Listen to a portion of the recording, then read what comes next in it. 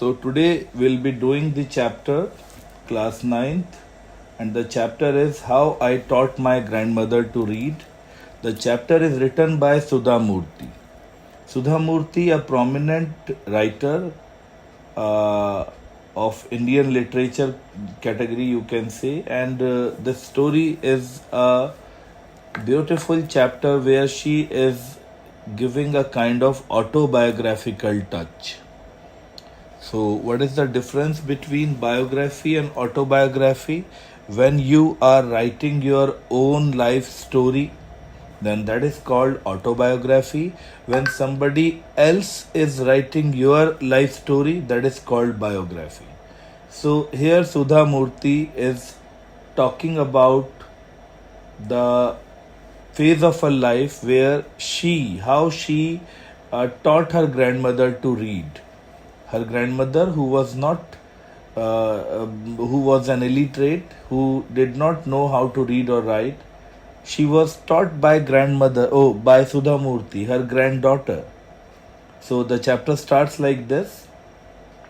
When I was a girl of about 12, I used to stay in a village in North Karnataka with my grandparents. मैं north Karnataka में 12 साल की जब मेरी as थी, मैं अपने ग्रैंड पेरेंट्स के साथ रहती थी. Those days the transport system was not very good, so we use to get the morning paper only in the afternoon. Transportation system इतना फास्ट नहीं था, तो सुबह का न्यूज़पेपर आते आते आफ्टरनून हो जाती थी. The weekly magazine use to come one day late. Weekly magazine और एक दिन लेट आती थी. All of us would wait eagerly for the bus. सारा दिन हम बस की वेट करते थे कि भाई बस आएगी and we will get the newspaper and magazine, something like this, which use to come with the papers, weekly magazines and post. At that time Triveni was a very popular writer in Kannada language. उस वक्त Kannada language में Triveni was the means a famous name. She was a popular writer. She was a wonderful writer. Her style was easy to read and very convincing. त्रिवेणी का जो लिखने का style था बहुत easy to read था और बहुत convincing, means हम connect कर पाते थे उनकी स्टोरीज से. Her stories usually dealt with complex psychological problems in the lives of ordinary people. Connect क्यों कर पाते थे? Because आम लोगों की कॉम्प्लेक्स साइकोलॉजिकल प्रॉब्लम्स को उनकी स्टोरीज में, त्रिवेणी की स्टोरी में ऑर्डिनरी पीपल, ले मैन, एक कॉमन मैन की जिंदगी की प्रॉब्लम्स वगैरह का डिस्क्रिप्शन होता था. And her stories were always very interesting. उसकी कहानियां हमेशा बहुत इंटरेस्टिंग होती थी. Unfortunately for Kannada literature, she died very young, but it was the bad luck of Kannada literature that Triveni died at a very young age. Even now, after 40 years, 40 साल हो गए त्रिवेणी को मतलब एक्सपायर हुए हुए, उसके बावजूद अभी भी people continue to appreciate her novels. आज भी त्रिवेणी के लिखे नॉवेल्स को बहुत अप्रिशिएट किया जाता है. One of her novel called Kashi यात्रा. Now the story is about this. यहाँ से मतलब ऊपर से भी क्वेश्चन आएगा कि why was Triveni so popular among Kannada people, और what was the speciality about the writing style of त्रिवेणी. ये क्वेश्चन इस स्टाइल में आ सकते हैं, ठीक है. बट यहाँ से आपकी कहानी मेन शुरू होती है कि त्रिवेणी के बहुत सारे नॉवेल्स पॉपुलर थे. उनमें से एक पॉपुलर नॉवेल था काशी यात्रा, और कन्नड़ का जो एक वीकली मैगजीन छपा करता था, the name of the magazine was Karmaveera. So Karmaveera नाम का जो ये नॉवल मैगजीन होता था, उस मैगजीन में वो नॉवल पार्ट में पब्लिश होता था. मतलब हर हफ्ते उस नॉवल के 5-7 पेजेस प्रिंट होते थे हर हफ्ते. तो as a serial, weekly serial you can say, जिसका एपिसोड हफ्ते में एक बार आता हो. It was like that. It is the story of an old lady, and the story Kashi Yatra was the story of an old lady. तो question आ जाएगा, what was Kashi Yatra about? Kashi Yatra was about an old lady and her ardent desire, deep desire, strong desire to go to Kashi और वाराणसी. काशी और Varanasi are the same thing. उसकी बहुत Dzire थी, deep Dzire थी कि वो जो है काशी यात्रा पर जाए, वाराणसी की यात्रा पर जाए. इट्स अ पिलग्रिमेज, ये एक तीर्थ यात्रा होती है. Most Hindu believe that going to Kashi and worshipping Lord Vishweshwara, मतलब काशी जाना और वहां भगवान विश्वेश्वरा की पूजा करना इज द अल्टीमेट पुण्य, कि इससे बड़ा पुण्य कुछ हो नहीं सकता. This old lady also believed in this and her struggle to go there was described in that novel. तो ये old lady भी उसी चीज में बहुत believe करती थी and she definitely wanted to earn that ultimate punya, and that's why she was every day struggling to save money to go on this pilgrimage. इस pilgrimage पर जाने के लिए वो पैसे बचा रही थी. She was trying hard. In the story there was also a young orphan girls. And story में एक और पैरेलल में स्टोरी चल रही थी. काशी यात्रा बुक में ही, नॉवल में ही एक और स्टोरी पैरेलल में चल रही थी. ओल्ड लेडी की कहानी के साथ साथ एक यंग ऑर्फन गर्ल की कहानी, who falls in love but there was no money for the wedding. She falls in love, she wants to get married but she does not have any money to get married for her wedding. In the end the story takes a turn. The old lady who had been saving money throughout her life to go on Kashi Yatra, she finally, without going to Kashi, she gives away all her money to that young orphan girl. While giving the money, she says, the happiness of this orphan girl is more important than worshipping Lord Vishweshwara at Kashi. इस orphan लड़की की खुशी, इसकी खुशी भगवान विश्वेश्वरा की पूजा करने से ज्यादा इंपॉर्टेंट है. अगर if I am able to give this happiness to this girl, that is more important for me. My grandmother Krish Takka.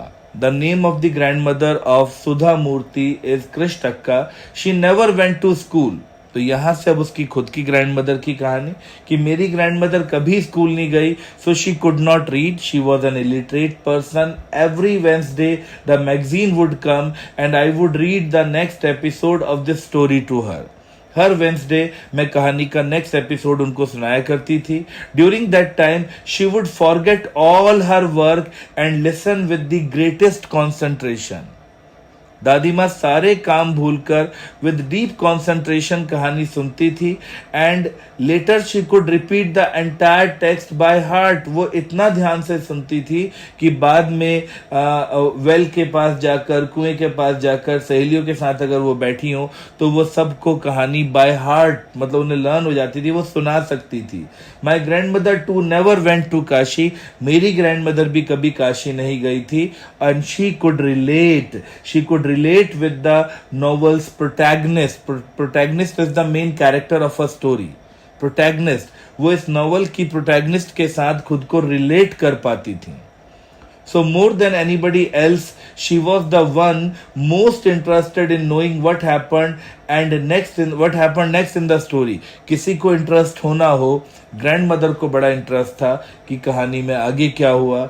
And she used to insist that I read the serial out to her. वो हर बार मुझे serial पढ़ने के लिए बोलती थी. After hearing what happened next in Kashi Yatra, episode सुनने के बाद मतलब वो जो है she would join her friends at the temple courtyard. वो मंदिर के वरांडा में जाकर अपनी सहेलियों के साथ बैठेंगी. Where we children would also gather to play hide and seek. She would discuss the latest episode with her friend and she would tell मतलब everything about the episode and discuss the story with her friends. At that time, I never understood why there was so much of debate about the story. सुधा कहती मुझे आज तक नहीं पता चला वहां इतनी डिबेट क्यों होती थी, वहां इतनी बहस क्यों होती थी. बहुत बहस होती थी. Once I went for a wedding with my cousin to the neighboring village. अब एक दिन कहानी में टर्न आया कि मेरे को नेबरिंग विलेज में अपनी कजन के साथ में वेडिंग पे गई. In those days a wedding was a great event. We children enjoyed ourselves thoroughly. We would eat and play endlessly, savoring. Savoring means enjoying the freedom because all the elders were busy. I went for a couple of days but ended up staying there for a week. मैं कुछ दिनों के लिए गई थी बोलकर, but वहां मुझे एक हफ्ते रुकना पड़ गया. When I came back to my village, I saw my grandmother in tears. मैं वापस आई तो दादी माँ आंसुओं में थी. I was surprised for I had never seen her cry even in the most difficult situations. I never saw my grandmother crying. I didn't know what had happened over there. Why was she crying? What had happened? I was worried. I wanted to know. I asked Avva. Avva means she used to call her grandmother Avva with love. कि Avva, is everything all right? आप क्यों रो रही हैं? Are you okay? सब ठीक है? I used to call her Avva, which means mother in Kannada, spoken in North Karnataka. मतलब Kannada spoken language में Avva means grandmother, mother, sorry. Kannada में अव्वा मीन्स मदर. मैं उन्हें अव्वा ही बुलाती थी. She nodded but did not reply. Sir तो हिलाया कि सब ठीक है, कोई रिप्लाई नहीं दिया. आई डिड नॉट अंडरस्टैंड, मुझे समझ नहीं आया, मैं भूल गई. In the night after dinner we were sleeping in the open terrace of the house. रात को डिनर के बाद हम छत पर ओपन टेरेस में सो रहे थे. It was a summer night and there was a full moon. Summer night it was, there was a full moon. Avva came and sat next to me. Avva आई, बिल्कुल मेरे बगल में आकर बैठी. Her affectionate hands touched my forehead. उन्होंने बड़े प्यार से, बड़ी अफेक्शन से मेरे फोरहेड को टच किया.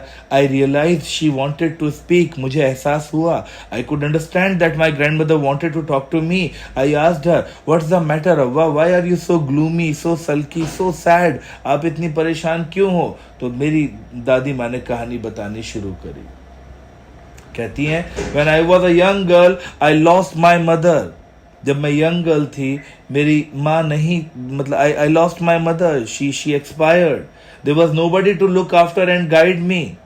माई father was a busy man and he got married again. In those days, people never considered education essential for girl. ये वो दिन थे जब एजुकेशन को गर्ल्स के लिए जरूरी नहीं समझा जाता था. So I never went to school. I got married very young. फिर उस पर से मेरी शादी भी बहुत जल्दी हो गई. And I had children. फिर मेरे बच्चे हो गए. I became very busy. Later I had grandchildren. फिर पोते पोतियां हो गए. फिर पोते पोतियां हो गए.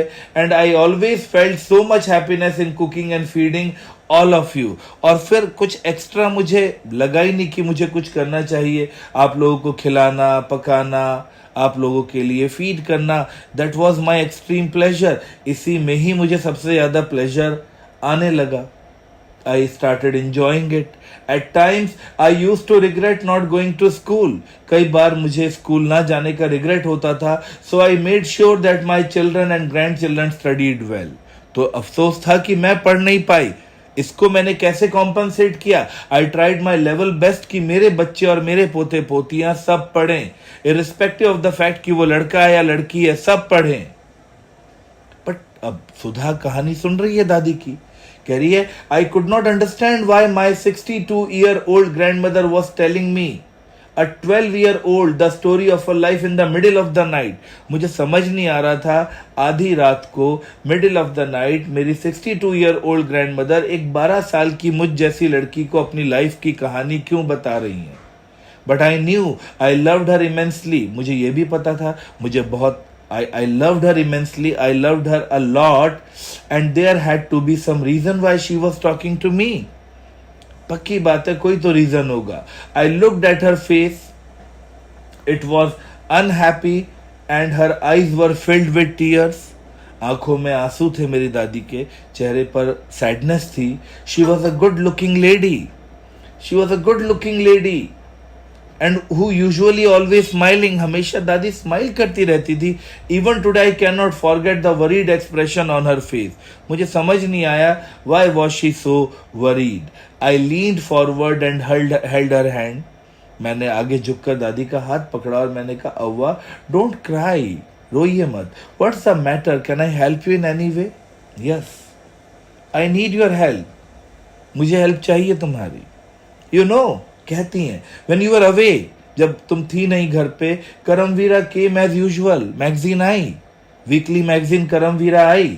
आई ओपन द मैगजीन, मैंने मैगजीन खोली भी। I saw the picture that accompanies the story of Kashi Yatra, Kashi यात्रा की एपिसोड में जो पिक्चर्स होते हैं, मैंने पिक्चर्स को देखा। And I could not understand anything that was written, but the problem was that कि लिखा क्या था मुझे कुछ समझ नहीं आ रहा था। Not even a single word I was able to understand. Many times I rubbed my hands over the pages. कई बार मैंने पेजेस पर desperately अपने hands को रब किया, with a hope, with a wish they could understand what was written, कि भाई मैं समझ पाऊं, मेरी फिंगर्स समझ पाए क्या लिखा है। But I knew it was not possible. If only I was educated enough. काश मैं एजुकेटेड होती। I waited eagerly for you to return, तुम्हारे आने का इंतजार करना पड़ा मुझे। And I was eagerly waiting for you to return. I thought you will come and read for me, मुझे लगा तुम जल्दी आ जाओगी, मेरे लिए पढ़ोगी। I even thought of going to village, मेरा मन हुआ कि मैं गांव जाकर वहीं चली जाऊं तुम्हारे पास और तुम्हें बोलूं कि मुझे ये स्टोरी पढ़कर सुनाओ। I could have asked somebody in this village, मैं गांव में किसी से कह सकती थी पढ़ने के लिए कि प्लीज मुझे कहानी पढ़कर सुना दो। But I was too embarrassed to do so. But क्या हो, मतलब embarrassed, I felt embarrassed over there to go and ask anybody over there कि भाई read for me. I felt so very dependent and helpless. I never felt so dependent and helpless in my life. We are well off, हम अच्छे खासे अमीर लोग हैं। But what is the use of money, इस पैसे का क्या इस्तेमाल, क्या फायदा, when I can not be independent, if I am not independent, if I am dependent on somebody for this petty things, for these petty things where I have to ask somebody to read something to me. The money is useless over here in that case. In this scenario, the money is useless. I didn't know what to answer. Avva continued. I have decided now. I want to learn the Kannada alphabet from tomorrow onwards. कल से मुझे Kannada alphabets पढ़ने हैं। I will work very hard. मैं promise करती हूँ मैं बहुत हार्ड वर्क करूंगी। I will keep Saraswati puja day during Dussehra, Dussehra वाले दिन मैं, दशहरा वाले दिन मैं सरस्वती पूजा भी रखूंगी। एंड दैट्स द डेडलाइन, उस दिन तक मुझे पढ़ना सीखना है, दशहरा तक, उस दिन तक सीखना है। That day I should be able to read a novel on my own, that's it. उस दिन तक मुझे इस लेवल पर पहुंचना है कि मैं अपना नॉवल खुद पढ़ सकूं। I want to be independent. I saw the determination on her face. I knew that she was resolute this time. I could sense that determination कि इस बार इन्होंने इस चीज को डिसाइड कर लिया है। Yet I laughed at her.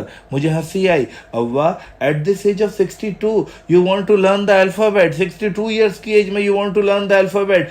All your hair is grey, your hands are wrinkled, you wear spectacles and you work so much in the kitchen. Childishly I made fun of the lady. बचपने में मैंने मजाक उड़ाया था दादी का। But she smiled. दादी ने कुछ नहीं कहा, she just smiled.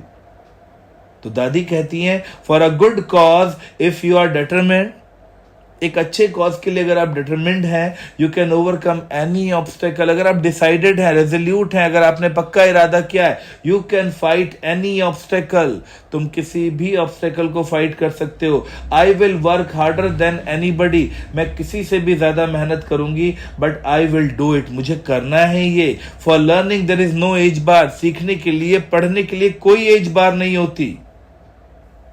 The next day onwards, I started my tuition. मैंने दादी जी की ट्यूशन लेनी शुरू कर दी। Avva was a wonderful student. Question आ जाएगा यहाँ से। How can you say that the grandmother of Sudha Murthy was a wonderful student? Definitely she was a wonderful student. The amount of homework she did was amazing.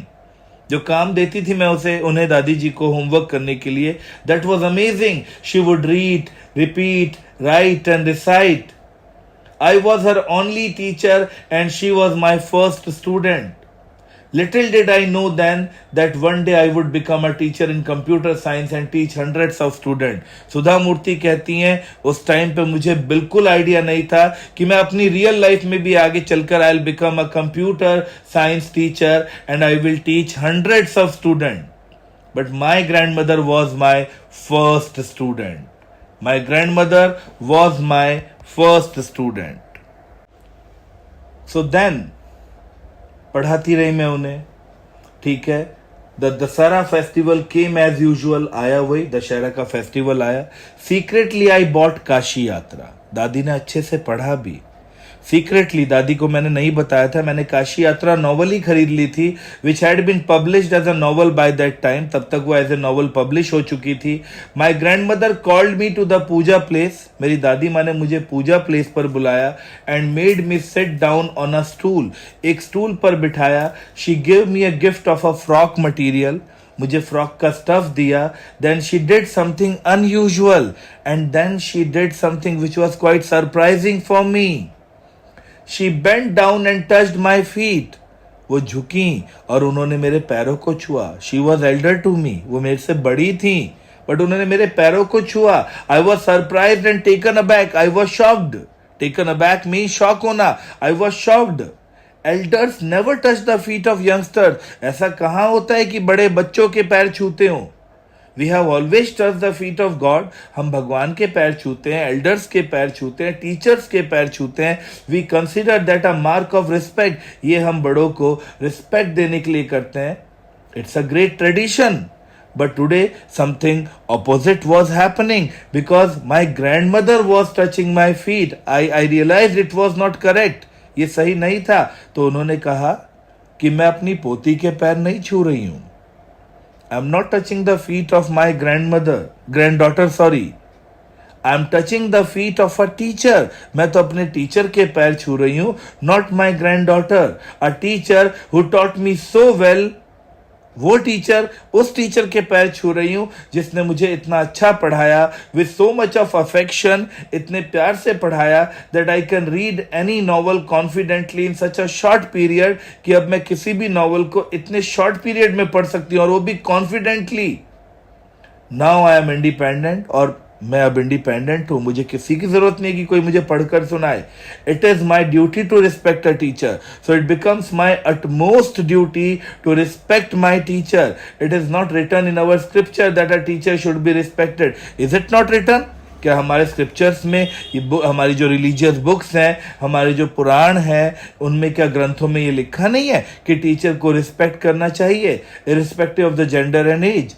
No matter what is the gender of the teacher, no matter what's the age of the teacher, if a teacher is a teacher, that's it.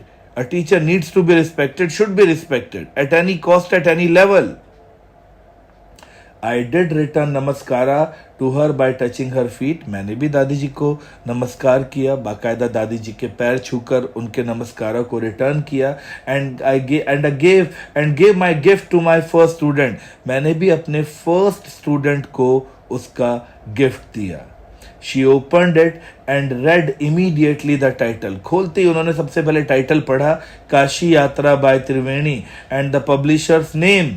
I knew. जैसे ही मेरी दादी ने publisher का नाम पढ़ा, novel का नाम पढ़ा, अच्छे से कॉन्फिडेंटली रीड किया, आई न्यू, मुझे पता था इस बात का that my student had passed with flying colours, that my student had passed with great you can say ability over there.